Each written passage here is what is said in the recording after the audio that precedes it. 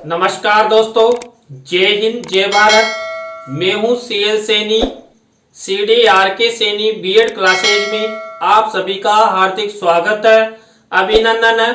दोस्तों, हमारे इस चैनल के माध्यम से आपके बीएड पाठ्यक्रम, डीएड पाठ्यक्रम, बीए बीएड पाठ्यक्रम, बीएससी बीएड पाठ्यक्रम के सैद्धांतिक जो आपके टॉपिक है उन पर हमारे द्वारा आपसे चर्चा की जाती है। दोस्तों, आज की लाइव क्लास के अंतर्गत जो आपका पेपर है अधिगम एवं शिक्षण, इस पेपर के अंतर्गत जो शिक्षण के सिद्धांत है उनके बारे में हम चर्चा करेंगे। दोस्तों, मैंने आपको जो टोटल 15 सिद्धांत उनके बारे में उनके नाम तो पूर्व क्लास में बता दिया था और मैंने आपको बताया था कि हमें जो शिक्षण के सिद्धांत है उनके बारे में अलग अलग आपसे चर्चा करेंगे। तो दोस्तों, यहाँ पर आज की लाइव क्लास में हम जीवन संबंधता सिद्धांत, उद्देश्य पूर्णता का सिद्धांत और पुनर्बलन का सिद्धांत, इन्हों तीनों सिद्धांतों के बारे में आपसे चर्चा करेंगे। तो आप सब बने रहें हमारे साथ, हमारे इस चैनल के साथ। और दोस्तों, यदि आप हमारे इस चैनल पर पहली बार आए हैं तो हमारे इस चैनल को सब्सक्राइब करें और पास ही बने बेल आइकन को जरूर दबावें।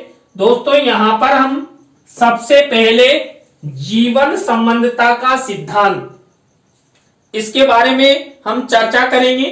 दोस्तों, जो शिक्षण होता है, ये शिक्षण हमारे जीवन में बहुत ही महत्वपूर्ण स्थान रखता है। देखिए दोस्तों, शिक्षण करने के पश्चात एक शिक्षित व्यक्ति में जो परिवर्तन होता है और एक अनपढ़ व्यक्ति में जो परिवर्तन होते हैं उनमें साफ अंतर स्पष्ट रूप से हमें दिखाई देता है। तो दोस्तों, जब एक शिक्षक द्वारा कक्ष में छात्रों को पढ़ाया जाता है, शिक्षण करवाया जाता है, तो उस शिक्षण के समय शिक्षक जीवन संबंधता का सिद्धांत, इसका ध्यान में रखते हुए छात्र छात्राओं को शिक्षण का कार्य करवाता है। इसलिए यहाँ पर जो शिक्षण होता है, इस शिक्षण में जीवन संबंधता का सिद्धांत अनिवार्य रूप से माना जाता है और यही हमारा पहला सिद्धांत है। तो दोस्तों, इस सिद्धांत के अंतर्गत पाठ्य विषयों का बालक के वास्तविक जीवन से संबंध होता है। दोस्तों, एक अध्यापक जो बालक होते हैं उन बालकों के पाठ्यक्रम का सत्र आरंभ से लेकर सत्र पर्यंत तक अध्ययन करवाता है। तो जो पाठ्य विषय रहते हैं, जो टॉपिक रहते हैं, अध्याय रहते हैं, ये सब बालक के वास्तविक जीवन से संबंध रखते हैं। देखिए दोस्तों, आप सब जानते हैं, जब एक शिक्षक कक्ष में छात्रों को पढ़ाता है तो बालक बालिकाओं को उनके जीवन से संबंधित उपयोगी जानकारी वो प्रदान करता है। वो उपयोगी जानकारी उनके कौशल से संबंधित हो या जीवन को आगे बढ़ाने से संबंधित हो या उनके द्वारा जो महापुरुषों की कहानियां, आदर्श प्रेरणात्मक जो भी शिक्षक द्वारा छात्रों को बताए जाते हैं, ये सब बालक के जीवन से सीधे संपर्क में होते हैं और इनका बालकों के जीवन पर सबसे अधिक प्रभाव पड़ता है। मान लीजिए, जिस परिवार में अच्छे संस्कार होते हैं, जिस विद्यालय में अच्छा वातावरण रहता है, जहां पर अच्छे शिक्षक होते हैं, कर्तव्यनिष्ठ शिक्षक होते हैं, वहां के बालकों में भी संस्कार अच्छे होंगे। विद्यालय का जैसा वातावरण है वैसा ही प्रभाव बालकों पर दिखाई देगा और बालक भी अच्छी प्रगति करने वाले होंगे। तो दोस्तों, यहाँ पर कुल मिलाकर जो जीवन संबंधता का सिद्धांत है, तो विद्यालय में जो भी पाठ्य विषय पढ़ाए जाते हैं उनका संबंध बालक के जीवन से होता है। वह इस सिद्धांत के अनुसार शिक्षण एवं अपने जीवन का संबंध जोड़ता है। दोस्तों, जो बालक होता है वो बालक इन पाठ्य विषयों का अपने जीवन के साथ संपर्क बनाता है। उनके द्वारा जो पढ़ा जाता है उनको अपने जीवन में अनुसरण के रूप में बालक ग्रहण करता है और धीरे धीरे बालक पाठ्य विषयों के अनुसार ढलने लग जाता है और वो अपना विकास वो जीवन में जो करता है वो सब पाठ्य विषयों के आधार पर ही करता है।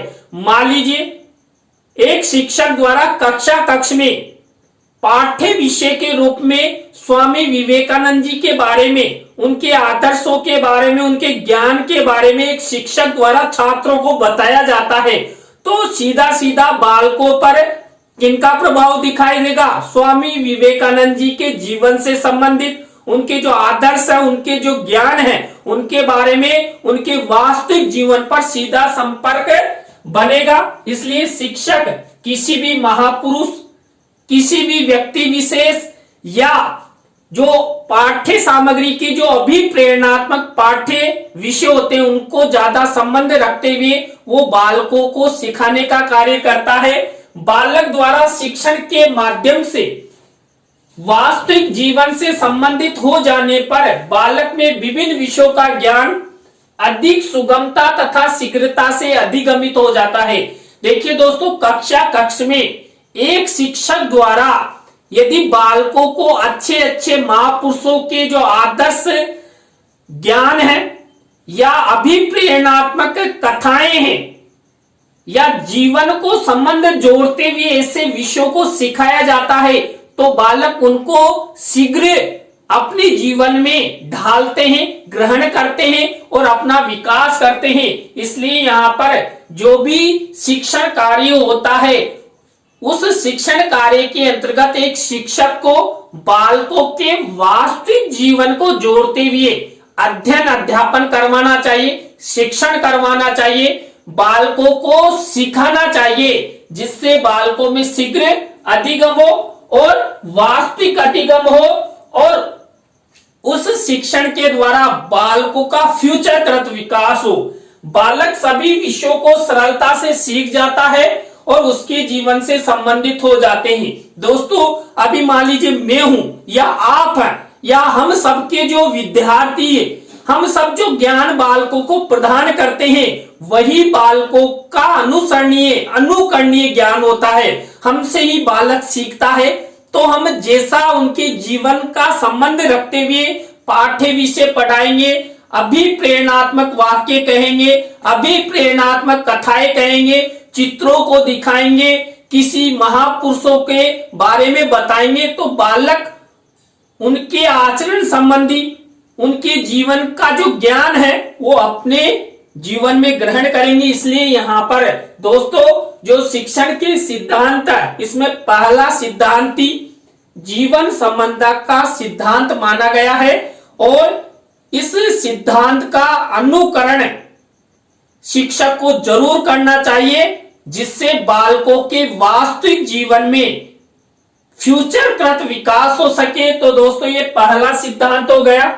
इसी तरह देखिए, अब हम दूसरे सिद्धांत के बारे में आपसे चर्चा करते हैं। तो शिक्षण का जो दूसरा सिद्धांत है ये होता है उद्देश्य पूर्णता का सिद्धांत। दोस्तों, हम सब जीवन में जब हमारा जन्म होता है तो जन्म के बाद जब हम समझने लगते हैं तो हम क्या करते हैं, हमारे जीवन का क्या उद्देश्य है, हम किस लिए पैदा हुए हैं। तो अपने जीवन का जो उद्देश्य होता है वो सबसे पहले तो हमें माता पिता सिखाते हैं कि बेटा आपका जन्म क्यों हुआ है। फिर उसके बाद हमारे जो शिक्षक होते हैं वो बालकों को बताते हैं कि बेटा आपका जीवन यानी आपका जन्म क्यों हुआ है, किस लिए हुआ है। आपको अपने जीवन को उच्च यानी कि विकास की ओर लगातार ले जाना है, आपको अपने जीवन में कामयाब होना है, अपना नाम रोशन करना है।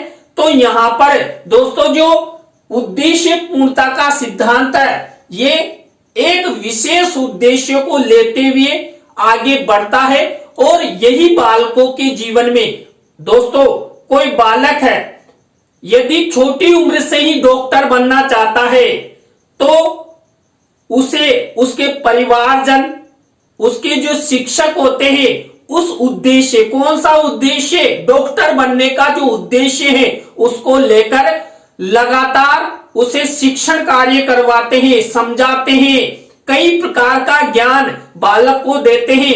तो धीरे धीरे बालक किसकी ओर जाएगा, डॉक्टर बनने की ओर जाएगा। तो दोस्तों जो शिक्षण कार्य होता है उस शिक्षण कार्य में उद्देश्य पूर्णता का महत्वपूर्ण स्थान होता है। दोस्तों हम जीवन में जो भी कार्य करते हैं हमारा एक उद्देश्य होता है। दोस्तों अभी मान लीजिए मैं आपको शिक्षण कार्य करवा रहा हूं, इसका भी एक उद्देश्य है, बिना उद्देश्य के मैं आपको नहीं पढ़ा रहा हूं। तो हम जीवन में जो भी कार्य करते हैं उसका एक न एक उद्देश्य जरूर होता है। तो यहाँ पर शिक्षण को उद्देश्य पूर्णता का सिद्धांत अनिवार्य रूप से एक शिक्षक द्वारा बालकों को सिखाना चाहिए, बताना चाहिए, और शिक्षक ही नहीं माता पिता को भी बालक को जीवन का उद्देश्य जरूर बताना चाहिए। तो शिक्षण जो होता है ये स्व उद्देश्य प्रक्रिया माना जाता है। देखिए जो भी छात्र छात्रा अध्ययन करते हैं वो बिना उद्देश्य के शिक्षण कार्य पढ़ते नहीं है। मान लीजिए हम अपने बच्चों को स्कूल भेजते हैं, क्यों भेजते हैं, क्या काम है, लेकिन हमारा एक उद्देश्य होता है कि हमारा बालक पढ़ लिख लेगा तो अपना फ्यूचर बना सकता है, आगे अपना नाम रोशन कर सकता है। तो हमारा एक उद्देश्य हुआ कि मेरे बालक के द्वारा उसका नाम रोशन करना। तो इसलिए यहां पर जो शिक्षण कार्य होता है ये स्व उद्देश्य अच्छे उद्देश्य पूर्ण प्रक्रिया माना जाता है। शिक्षण की सफलता हेतु शिक्षण अधिगम प्रक्रिया में उद्देश्य को प्रमुखता से लिया जाता है। दोस्तों जो कक्ष में एक शिक्षक द्वारा जो शिक्षण कार्य करवाया जाता है, शिक्षण अधिगम प्रक्रिया चलाई जाती है, यानी सीखने की। देखिए शिक्षण के दौरान बालक क्या करता है, अधिगम करता है, अर्थात सीखता है, लर्निंग बाय डूइंग, करके सीखते हैं। तो जो शिक्षण अधिगम प्रक्रिया होती है इस शिक्षण अधिगम प्रक्रिया में एक उद्देश्य बनाया जाता है। देखिए कक्ष में जो शिक्षक होता है ये बालकों को बिना उद्देश्य नहीं पढ़ाता, उसका उद्देश्य होता है कि जो मैं सत्र आरंभ से लेकर सत्र पर्यंत तक प्रतिदिन जो पढ़ाता हूं उसका ज्ञान, उसका अधिगम छात्रों को हो, और वो अधिगम यानी कि सीखा हुआ ज्ञान उनकी परीक्षा में उनके काम आए, उनके जीवन में काम आए, और इनका जो जीवन का उद्देश्य है उनमें काम आए। दोस्तों हम जो प्रारंभिक कक्षाओं में ज्ञान ग्रहण करके आते हैं वही ज्ञान हमारे जीवन में लगातार हमारा सहयोग करता है। तो प्रारंभिक शिक्षा का ज्ञान जीवन भर, जीवन पर्यंत हर बालक बालिका के साथ होता है। और यहाँ पर जो शिक्षक होता है, परिवारजन होते हैं, हमारे जो आस पड़ोस के व्यक्ति होते हैं, जो बालक को अच्छे विकास की ओर ले जाना चाहते हैं, उसका नाम रोशन करना चाहते हैं, तो बालक को एक उद्देश्य पूर्णता की बातें बताते हैं कि बेटा यदि आपको जीवन में सफल होना है, अपना नाम रोशन करना है, तो आपको एक उद्देश्य जरूर बनाना होगा। और यदि आपने उस उद्देश्य को बनाते हुए उस उद्देश्य की दिशा में लगातार सीढ़ी बाय सीढ़ी लगातार कार्य किया तो आप अपने जीवन में जरूर सफल होंगे। तो इस तरह यहाँ पर जो शिक्षण अधिगम प्रक्रिया होती है, इस शिक्षण अधिगम प्रक्रिया में शिक्षक लगातार कार्य करता है। शिक्षण का उद्देश्य किसी निश्चित लक्ष्य की प्राप्ति होता है। दोस्तों जो भी बालक बालिका कक्ष में अध्ययन करता है उनका कुछ न कुछ उद्देश्य लक्ष्य जरूर होता है। मैंने आपको शुरू में ही बता दिया है, बिना उद्देश्य के हम कुछ नहीं कर सकते। देखिए बेटा एक लड़का गर्लफ्रेंड बनाता है तो उसका कुछ न कुछ उद्देश्य होता है कि मैं इसको गर्लफ्रेंड बनाऊंगा, या लड़की किसी लड़के को बॉयफ्रेंड बनाती है तो वहां पर भी उसका उद्देश्य होता है कि हम आगे जाकर प्यार करेंगे, प्रेम से रहेंगे, और आगे जाकर हम शादी भी कर सकते हैं, अपना जो जीवन है वो साथ साथ गुजार सकते हैं। तो वहीं से उद्देश्य पर प्रक्रिया प्रारंभ होती है। वैसे ही शिक्षण में होता है। दोस्तों हम बालकों को कुछ सीखने के लिए, अधिगम करने के लिए, संस्कार की बातें सीखने के लिए हम बालकों को विद्यालय भेजते हैं। तो यहाँ पर दोस्तों जो शिक्षण होता है, इस शिक्षण का उद्देश्य निश्चित होता है, बालकों का विकास करना। और कौन सा? सर्वांगीण विकास करना। लक्ष्य की जानकारी के बिना समस्त शिक्षण क्रियाएं निरर्थक हो जाती है। दोस्तों, यदि कोई बालक है, या आप भी है या मैं भी हूं, यदि मैंने जीवन में कोई उद्देश्य नहीं बनाया है, तो जो शिक्षण अधिगम प्रक्रिया होती है, शिक्षण की जो भी क्रियाएं होती है, वो निरर्थक होती है। उसका कोई औचित्य नहीं होता है, कोई परिणाम नहीं आता है। मान लीजिए कोई बालक है, घर वाले धक्के देकर कि बेटा जा स्कूल जा, स्कूल जा, अरे उसके पढ़ने की इच्छा नहीं है, तो वो क्या परिणाम देगा? तो इसलिए हम जीवन में जो भी कार्य करते हैं, एक उद्देश्य बनाना चाहिए और उस उद्देश्य की ओर हमें लगातार बढ़ना चाहिए, तब जाकर हमारा जीवन सफल हो सकता है।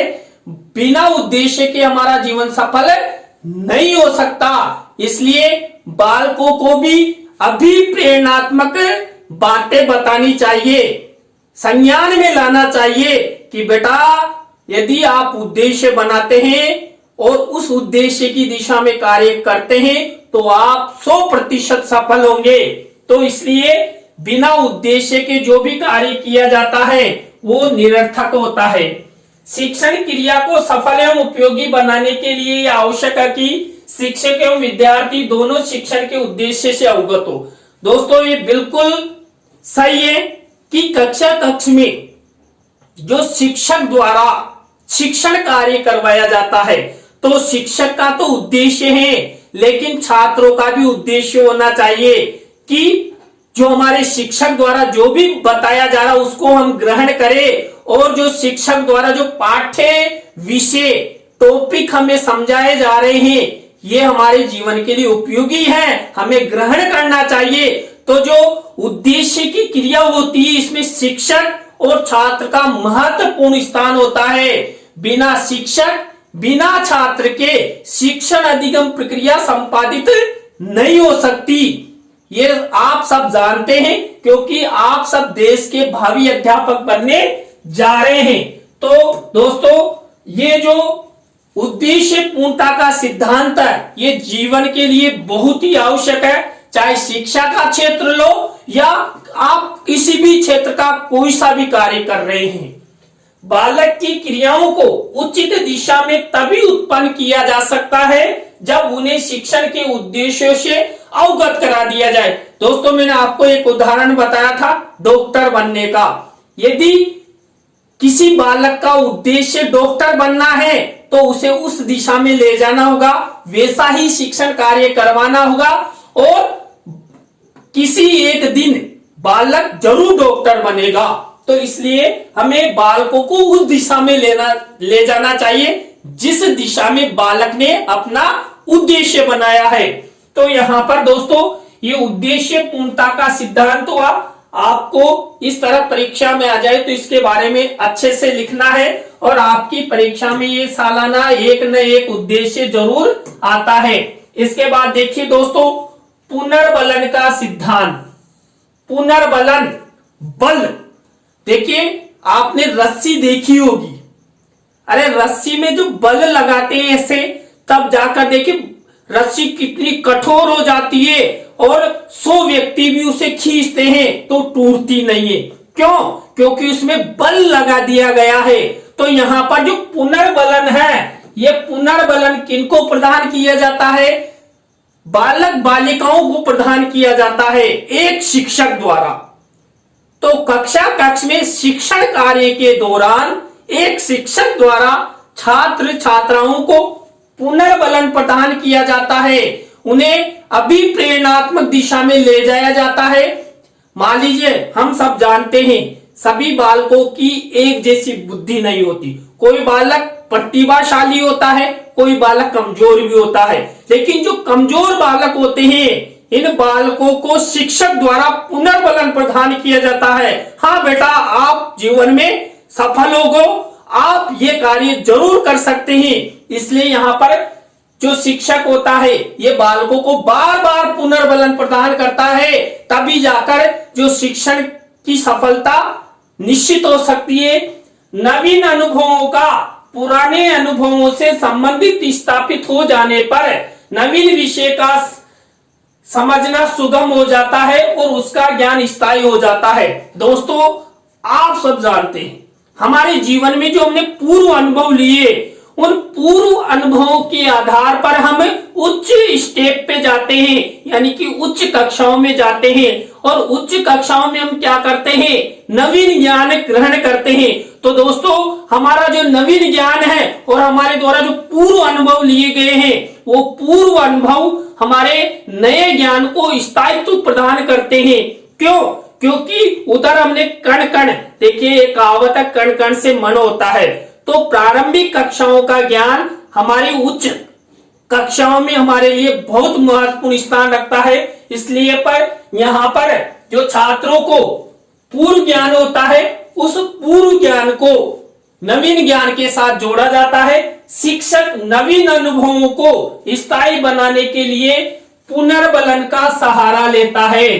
दोस्तों, मैंने आपको शुरू में ही बता दिया, शिक्षण अधिगम प्रक्रिया के संपादन हेतु जो कमजोर बालक होते हैं, उन बालकों को शिक्षक बार बार पुनर्बलन, यानी कि जो उनके जो पूर्व अनुभव है और बालक को जो नए अनुभव प्रदान किए जा रहे हैं, उन दोनों में तारतम्यता बिठाते हुए बालकों में नवीन जो अनुभव है उनको स्थायित्व प्रदान करने का प्रयास यहाँ पर किया जाता है।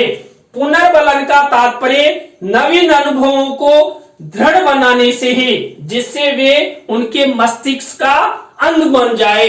देखिए दोस्तों, जीवन में नवीन अनुभव कब ग्रहण कर सकते हैं? जब हमें कोई पुनर्बलन प्रदान करेगा।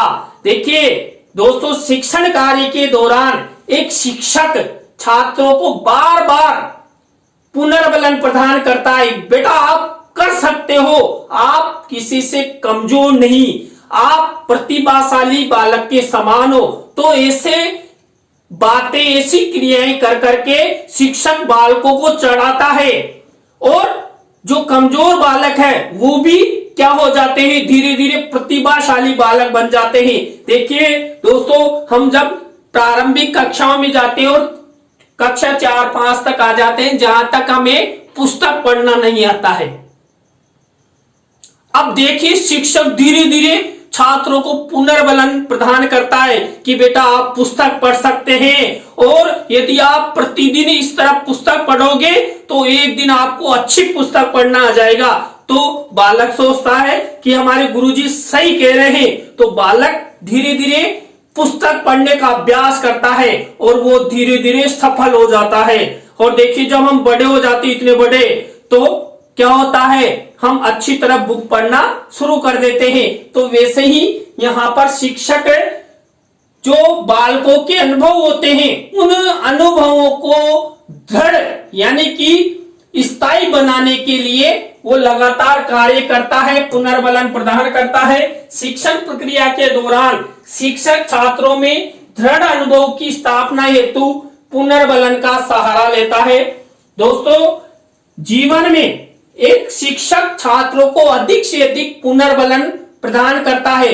और दोस्तों, यहाँ पर देखिए, पुनर्बलन 2 प्रकार का होता है, सकारात्मक और नकारात्मक। दोस्तों, जीवन में एक शिक्षक को कभी भी बालकों के सामने नकारात्मक पुनर्बलन पेश नहीं करना है, हमेशा सकारात्मक पुनर्बलन यदि शिक्षक प्रस्तुत करेगा तो बालकों में उत्साह होगा और बालक उस पाठ्य वस्तु को सीखने के लिए लगातार प्रयासरत रहेंगे, रुचि लेंगे और वो जरूर सफल होंगे। तो इसलिए पुनर्बलन के द्वारा ही छात्रों में नवीन अनुभव सुदृढ़ हो सकते हैं। इसलिए दोस्तों, एक शिक्षक को शिक्षण के दौरान अधिक से अधिक पुनर्बलन प्रदान करना चाहिए। शिक्षण के दौरान शिक्षक को यदि छात्र छात्राओं को अधिक से अधिक पुनर्बलन प्रदान किया तो बालकों का विकास होगा, बालकों में अधिगम होगा। और दोस्तों, जब बालक धीरे धीरे मान लीजिए IAS IPS डॉक्टर बन जाएगा तो एक दिन जरूर कहेगा, हमारे फला सर थे, हमारी फला मैडम थी, जिन्होंने मुझे खूब पुनर्बलन प्रदान किया, खूब मेरा उत्साह वर्धन किया, नहीं तो मेरे को पुस्तक भी पढ़ना नहीं आता था। तो उस समय तक भी एक शिक्षक द्वारा जो अनुभव प्रदान किए जाते हैं वो अनुभव उच्च स्तर तक भी याद रहते हैं। इसलिए प्रारंभिक कक्षाओं में शिक्षक को अधिक से अधिक छात्रों के अनुभवों को दृढ़ता प्रदान करने हेतु पुनर्बलन प्रदान करना चाहिए, और वो भी सकारात्मक। नकारात्मकता का कोई काम नहीं है शिक्षण में। कभी भी हमेशा एक शिक्षक को बालकों का हौसला जाहिर करना चाहिए कि आप, कोई बालक कमजोर है, कुछ नहीं कर सकता, लेकिन शिक्षक को हमेशा कि बेटा आप ये कर सकते हो, आप में वो शक्ति है जो किसी में नहीं है। तो बालक में एक न एक दिन बुद्धि का विकास होगा और वो जरूर सफल होगा। इसलिए बालकों में जो दृढ़ अनुभव है उनको प्रदान करने के लिए हमें आगे बढ़ना चाहिए। दोस्तों, आज की लाइव क्लास में हमने जो शिक्षण के सिद्धांत है, इसके अंतर्गत हमने यहाँ पर पाठ बनाकर, देखिए 2-2, 3-3 शिक्षण के सिद्धांतों के बारे में हम आपसे चर्चा करेंगे। तो दोस्तों, यहाँ पर हमने आज जीवन संबंधता का सिद्धांत, उद्देश्य पूर्णता का सिद्धांत और पुनर्बलन के सिद्धांत के बारे में आपसे चर्चा की। आज की लाइव क्लास कैसी लगी? और दोस्तों, आप सब हमारी इस मेहनत को अधिक से अधिक लाइक किया करो और शेयर जरूर किया करो। आप लोग जितना सपोर्ट हमें करेंगे, हम भी आपके लिए उतनी ही अधिक मेहनत करेंगे। तो दोस्तों, आज की लाइव क्लास में बस इतना ही। न्यू लाइव क्लास के साथ हम आपसे फिर मिलेंगे CDRK सैनी बीएड क्लासेस पर। जय हिंद, जय भारत, राम राम साहब।